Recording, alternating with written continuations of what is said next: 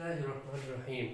Student, आज का हमारा जो टॉपिक है वो है इलेक्ट्रोमैग्नेटिक इंडक्शन। इलेक्ट्रोमैग्नेटिक इंडक्शन से पहले भी हमने एक चैप्टर पढ़ चुके हैं और उस चैप्टर में हमने ऑलरेडी पूरा डिटेल से हमने डिस्कस कर चुके हैं कि एक जब वायर से करंट पास हो रहा है तो उसके इर्द गिर्द मैग्नेटिक फील्ड जनरेट होगा।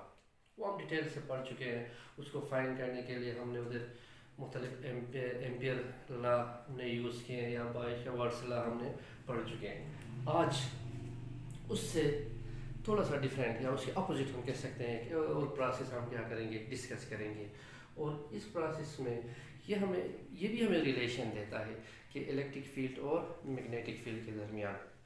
तो इस इलेक्ट्रोमैग्नेटिक इंडक्शन का मतलब क्या है? इसका मतलब ये है कि फ़र्ज़ कर लो हमारे पास एक मैग्नेट है और एक हमने लूप लिया है, क्लोज पाथ लिया है करंट के लिए, और उसके साथ हमने एक गैल्वानोमीटर अटैच किया है। अब देखो, जब ये magnet moving towards the coil या अवे, अगर इसको हम कॉइल के से क्लोज करेंगे या अवे करेंगे तो असल में हम क्या कर रहे हैं? असल में हम इन फ्लक्स में चेंजेस प्रोड्यूस कर रहे हैं।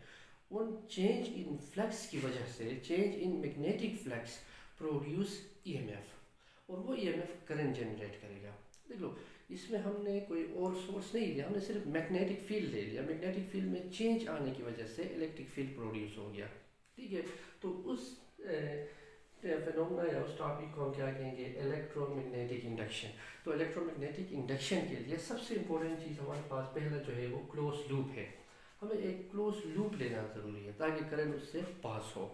दूसरा, हमारे पास चेंजिंग ऑफ फ्लक्स चेंज होना चाहिए।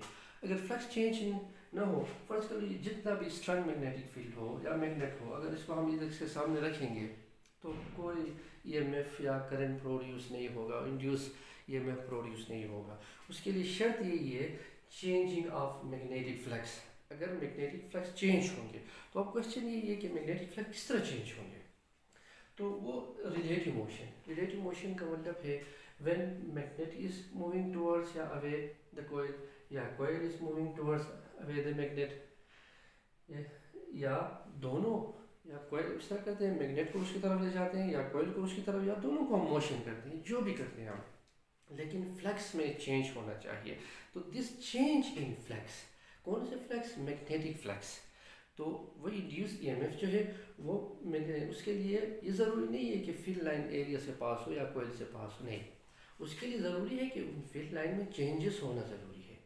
अगर उसमें चेंज हो गया, चेंज प्रोड्यूस हो गया, तब जाके यहाँ ईएमएफ प्रोड्यूस होगा, और उस ईएमएफ को हम इंड्यूस ईएमएफ कहेंगे, और वो इंड्यूस ईएमएफ अपने लिए करंट जनरेट करेगा।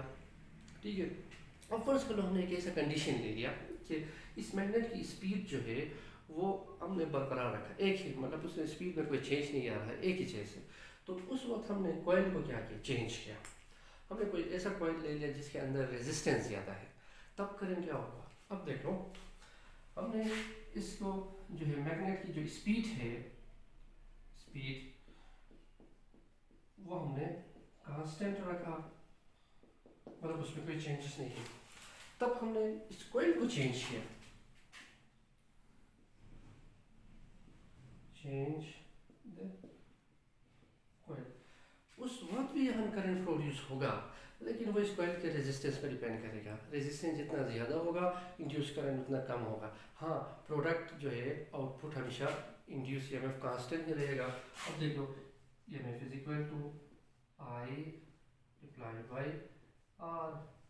अब देखो, हमने ऐसा कॉइल ले लिया कि इसका जो है रेजिस्टेंस ज़्यादा है, रेजिस्टेंस को हम इंक्रीज किया, तो तब जाके करंट जो है वो डिक्रीज होगा, और ये कांस्टेंट रहेगा।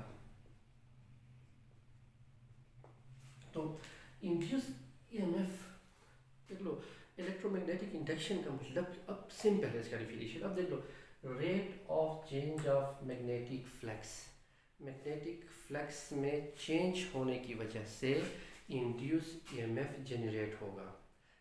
ठीक है, this process is called electromagnetic induction.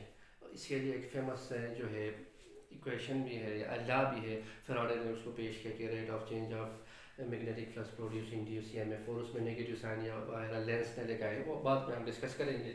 हम तो सिर्फ इस टॉपिक को समझने की कोशिश कर रहे हैं। इसका मतलब यही है कि मैग्नेटिक फ्लक्स में अगर चेंज हो तो वो किसी मतलब आपकी मर्जी है, मतलब आप किस तरह चेंज करते हैं, कॉइल को मोशन में करते हैं या मोशन को मैग्नेट को मोशन में रखते हैं या दोनों को मोशन में, जो भी है।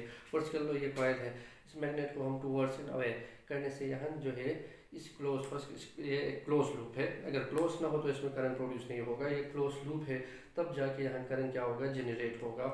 उस करे मतलब EMF को हम क्या कहेंगे, इंड्यूस EMF, और वो EMF करंट जनरेट करेगा, प्रोड्यूस करेगा, that is called induce current.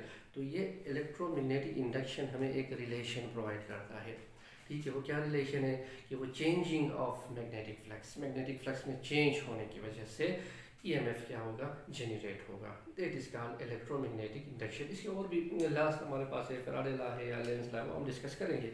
हम थोड़ा सा टॉपिक को इस एंगल में हम समझने की कोशिश करते हैं कि ये एक मैग्नेटिज्म और इलेक्ट्रिक फील्ड में हमें क्या देता है, एक रिलेशन प्रोवाइड करता है।